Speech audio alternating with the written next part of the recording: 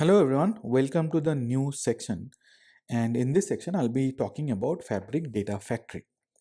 But before talking about Data Factory, let me just recap the data pipeline. You have already seen this data pipeline. There are various sources, and these sources would store data to databases or files, and there can be real-time applications also. And in the ingestion layer, there are two types of ingestions, batch and stream. And the path of batch processing and the path of stream processing follows the batch ingestion and the streaming ingestion. Now, when you talk about Fabric Data Factory, it sits in the batch ingestion layer. So you have various different sources. You ingest the data and then store it. That's all. Fabric Data Factory used to be known as Azure Data Factory, but that has been integrated with Fabric because Microsoft is focusing a lot on Fabric as a data platform, and they would bring almost all the data components in Microsoft Fabric. So that's why Data Factory is there in Fabric also. If you know Azure Data Factory, Fabric Data Factory is similar to Azure Data Factory. The only difference is that Fabric Data Factory is in the Fabric account. And Data Factory, both Azure and Fabric are used for batch ingestion. And now when I say batch ingestion, the sources can be databases, the sources can be files. And as far as databases are concerned, it can be both relational and non-relational databases. So this is where the Data Factory workload or the Data Factory experience sits in the entire Fabric ecosystem. Data Factory also can be thought of as a data integration solution, and the purpose of data integration is to bring data from different places and put them together for further analysis and processing. What does that mean is that you can have data from different databases, relational and non-relational. In relational itself, there are databases like SQL Server, PostgreSQL, MySQL, etc. In non-relational also, there are MongoDB, Cosmos DB, etc. And there can be files sitting in Azure Blob Storage or ADLS also. Using Data Factory, you can read data from all these different places and put them in one lake which is there in Fabric. And from there, it can be used for further analysis and for further processing. That's why Data Factory can also be considered as an integration tool or data integration tool, which brings data or pulls data from different places and puts them in a single place. But as far as the integration is concerned, it is only batch integration. It is not streaming integration or streaming ingestion. So the data that is pulled by Data Factory are only batch sources. It cannot be stream sources because Data Factory does not have capability to pull data from different stream sources. Now let's say we have this Fabric Data Factory, and this is the component inside of Fabric. Fabric has a lot of other components also. We can call them as workloads or experiences. So Fabric Data Factory is one of those experiences. And let's say we have these databases and files, and these are called as source systems. There can be different types of source systems like Azure databases. It can be ADLS Gen 2 or Azure Data Lake Storage Gen 2, Azure Blob.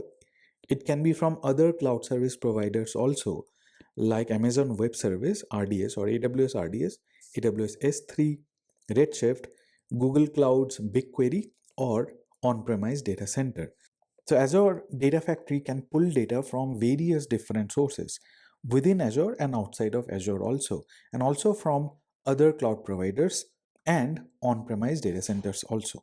To get data from all these sources, Data Factory provides different components within itself for the job. First, there are connections. We can create connections to these various different source systems, and then we can use components to move data and do a very lightweight transformation, and finally we can put the data in target. Data Factory also provides something called pipeline, and using pipeline we can orchestrate all these steps one after the other. When I talk about data sources, there are various different data sources which can be connected using different connectors.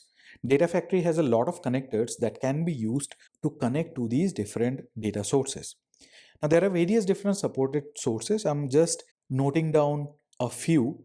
On Azure, there is Azure SQL Database, Azure Blob Storage, ADLS Gen 2, Cosmos DB, Data Explorer, Azure Tables, Databricks, KQL Database or Custo Database, etc. It also supports non-Azure or non-Microsoft sources like AWS RDS, Redshift, Teradata, Google's BigQuery, PostgreSQL, Oracle, ClickHouse, MongoDB, etc.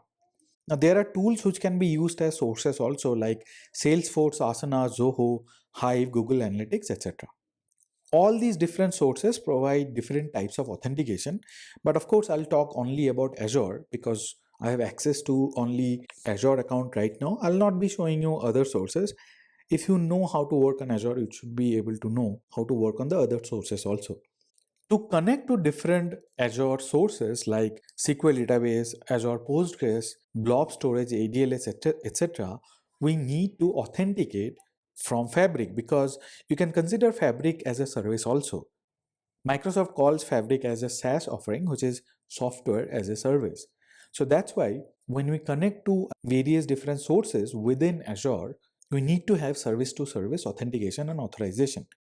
So for these different types of authentication within Azure, there are various ways. The first one is the service principal. So you'll have to create a service principal, and the service principal would be for Fabric itself. And using this, we can authenticate and authorize to different Azure sources. We can also create something called workspace identity. We have already seen this in the workspace settings, but I have not shown you how to create workspace identity and how we can use workspace identity to authenticate and authorize to other Azure service. When we create workspace identity, essentially it would create a service principal for that workspace in your Azure account. Then you have organizational account like Entra ID or Azure Active Directory user ID and password. So these are the various different authentication and authorization services that can be used to connect to different sources from Fabric Data Factory in a single workspace or in multiple workspaces. Now, when I say we have to connect to various different data sources, how do you do it? What are the steps to connect to different data sources? So we create service principal, that is the first way. And service principal is an Azure identity. And service principal is created in Azure Cloud. So you have Azure Cloud and Microsoft Fabric separately. In Fabric, we create a workspace, and in Azure Cloud, we have various different sources like ADLS, blob storage, Cosmos DB, Azure SQL database, Azure PostgreSQL database, etc. And we create the service principal in Azure Cloud, not in Fabric. So once we create the service principal in Azure Cloud, we attach or provide access to the various different sources. And we do that using Azure RBAC. If you do not know what Azure RBAC is or what is role-based access control in Azure, you can go through my Azure Essentials free course in the website. So we provide access to these different sources using Azure RBAC to the service principal. And we use this service principal along with the workspace so that the workspace can connect to different sources, or Fabric Data Factory can connect to different sources and perform the operations that it is supposed to do.